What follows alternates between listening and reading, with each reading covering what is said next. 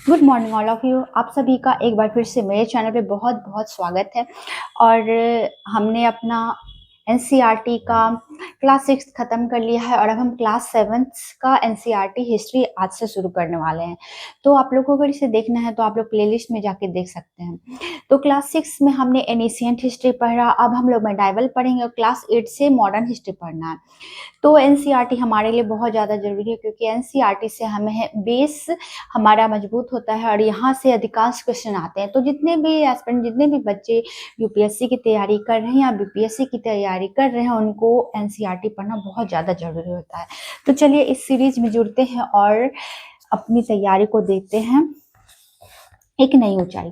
तो class 7th में हमें सबसे पहले हिस्ट्री में पढ़ना है कि हमारा चैप्टर है 1000 वर्षों के दौरान हुए परिवर्तनों की पड़ताल। 1000 वर्षों के दौरान कौन कौन से परिवर्तन हुए उसकी पड़ताल। और इस क्रम में, इस चैप्टर में हमें 2 नक्शों के बारे में पढ़ना है। एक नक्शा एक ऐसा नक्शा है जो कि अधूरा है और उसे भारत का पहला नक्शा भी कह सकते हैं। कभी कभी क्वेश्चन पूछ लिया जाता है कि भारत का पहला नक्शा किसने बनाया, तो इसका जवाब हमारे पास नहीं होता है। तो अल अदरीसी जो कि अरब के भूगोलवेत्ता थे, उन्होंने एक मैप बनाया था जिसे हम भारत का पहला मैप कह सकते हैं। और वो मैप जो है वो उतना स्पष्ट नहीं था क्योंकि उस टाइम में उनको यहाँ के बारे में ज़्यादा जानकारी नहीं हुई थी, यहाँ की भौगोलिक संरचनाओं के बारे में जानकारी नहीं हुई थी। लेकिन 18वीं सदी के बाद, कुछ दिनों के बाद, यहाँ की भौगोलिक संरचना के बारे में ज्ञान बढ़ता है और उसके बाद फ्रांस के ग्यूलॉस लिसे ने एक मैप बनाया जो कि वो कुछ कुछ अभी के टाइम की तरह स्पष्ट दिख रहा है। तो ये बाद का मैप है और ये अल अदरीसी के द्वारा बनाया गया मैप है जो कि स्पष्ट नहीं था।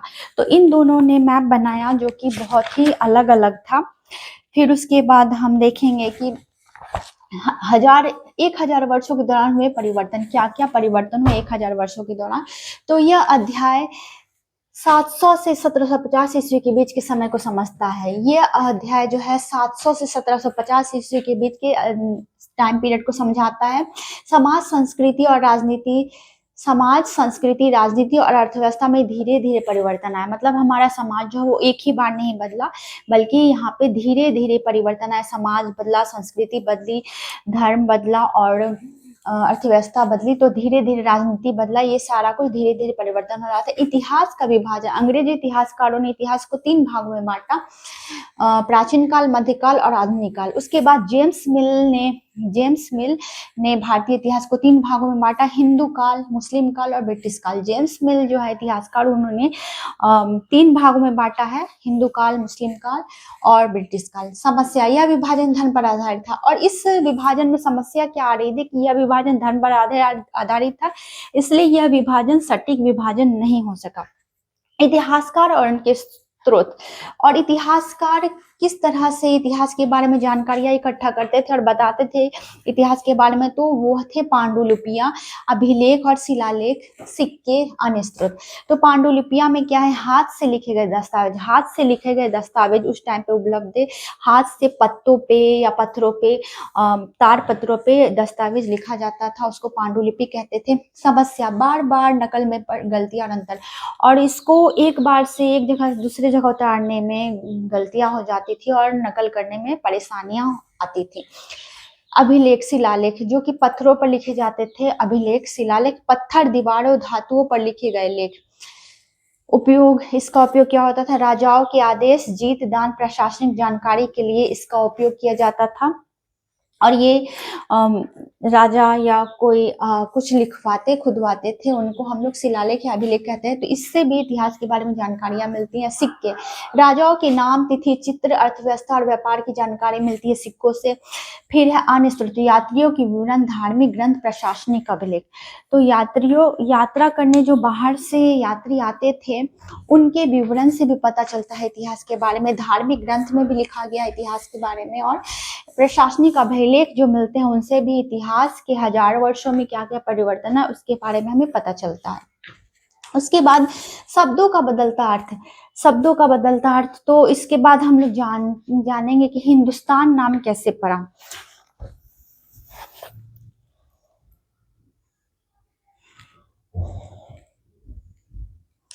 तो तो 13वीं सदी में जब फारस के इतिहासकार 13वीं सदी में फारस के इतिहासकार मिन्हाज सिराज ने इस दिल्ली के आसपास के क्षेत्र को हिंदुस्तान नाम दिया। दिल्ली के आसपास के क्षेत्र को फारस का जो ये आया था बाहर से, उसने हिंदुस्तान नाम दिया।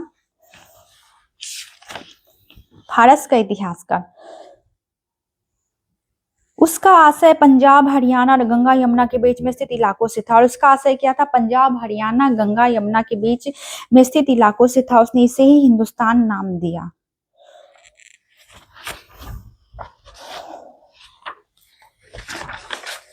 और विदेशी किसे कहते थे लोग? जो समाज में या गांव का हिस्सा, जो उस विदेशी, अभी के टाइम में हम लोग विदेश जो बाहर से आता है उसको कहते हैं, लेकिन उस टाइम में जो एक गांव से उस गांव का नहीं होता था उसको भी विदेशी मान लिया जाता था। जरूरी नहीं कि वह दूसरे देश का हो, मतलब वो कुछ दूरी का भी होता था तो उसको विदेशी मान लिया जाता था, ना कि वो दूसरे देश का हो। दूसरी थोड़ी सी दूरी का भी तो उसको विदेशी माना जाता था। नए सामाजिक समूह, राजपूत, मराठा, जाट, सिख, ये सारे नए समूह बनने लगे थे।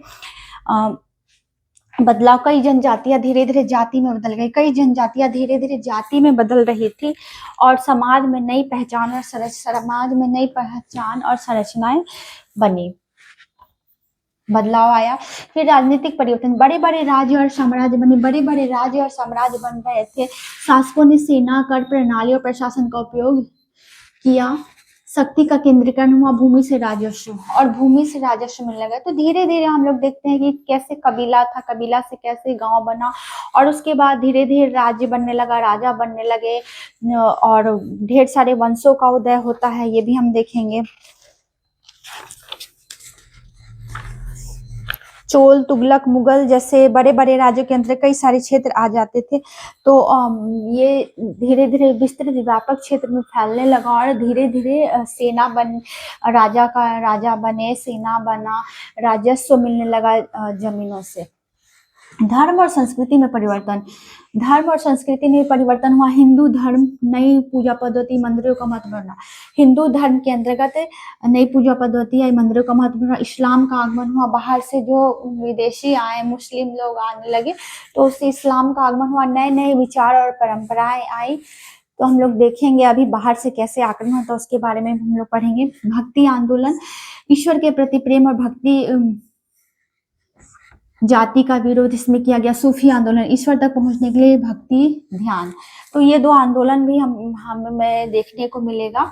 फिर क्षेत्रीय भाषाओं का विकास, हिंदी, बंगाली, मराठी, तमिल, तेलुगु, क्षेत्रीय भाषाएं निकल कर के सामने आई। हिंदी, तमिल, बंगाली, मराठी, तेलुगु, ये सारे क्षेत्रीय भाषा का विकास हुआ। साहित्य और कविता का विकास हुआ। संस्कृत की जगह स्थानीय भाषाएं, संस्कृत की जगह स्थानीय भाषाएं लोकप्रिय हो गई। और पहले एनिशियंट टाइम पीरियड में संस्कृत ज्यादा लोकप्रिय था, लेकिन अब क्षेत्रीय भाषाएं ज्यादा लोकप्रिय हो गई और संस्कृत का महत्व घट गया। साहित्य और कविता का विकास हुआ। अर्थव्यवस्था में परिवर्तन, कृषि का विस्तार, नए नए क्षेत्रों में कृषि व्यापार बढ़ा। कृषि का विकास हुआ, नए नए क्षेत्रों में कृषि व्यापार बढ़ा। इस चैप्टर का महत्वपूर्ण बिंदु है धीरे धीरे इतिहास में बदलाव। तो इतिहास में धीरे धीरे बदलाव हुआ। शब्दों के अर्थ समय के साथ बदलते हैं, शब्दों के अर्थ जो है समय के साथ बदलते हैं। भाषाओं और अर्थव्यवस्था का विकास हुआ, भाषाओं और अर्थव्यवस्था का विकास हुआ। धर्म और संस्कृति में नए आंदोलन आए, नए सामाजिक और राजनीतिक समूह उभरे। तो ये सारे ये महत्वपूर्ण बिंदु हो गए इस चैप्टर के।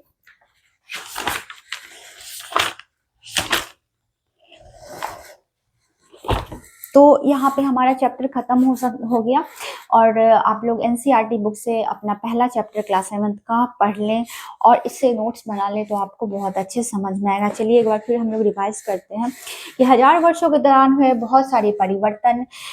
700 से 1750 ईस्वी के बीच को यह चैप्टर समझाता है। समाज और संस्कृति में परिवर्तन है। 2 तरह के मैप हमें देखने को मिले, एक अल्दृशी और एक फ्रांस का जो था वो।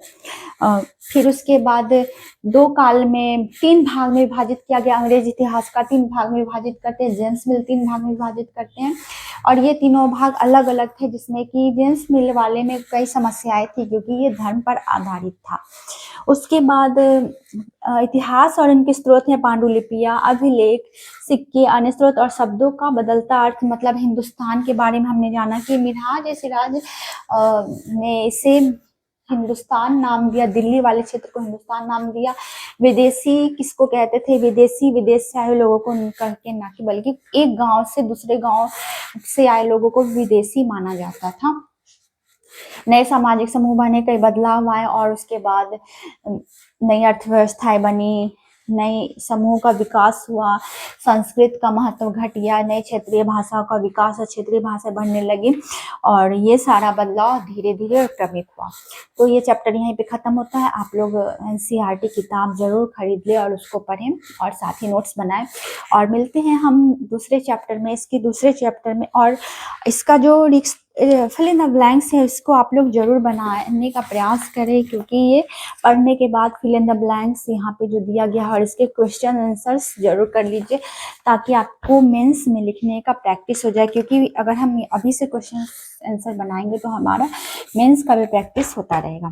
उसके बाद नए राजा और उनके राज्य हमारा दूसरा चैप्टर है, तो जल्दी से जल्दी मैं दूसरा चैप्टर भी लेके आपके सामने आने का प्रयास करूंगी। आई होप कि आपको ये वीडियो अच्छा लगा हो और बातें समझ में आई होंगी। तो मिलते हैं फिर नए वीडियो में नए चैप्टर के साथ। तब तक के लिए वीडियो को यहीं पे ख़त्म करती हूँ और वीडियो को लाइक करना ना भूलें और अगर चैनल पसंद आता है तो सब्सक्राइब करना ना भूलें। तो bye bye, take care, see you.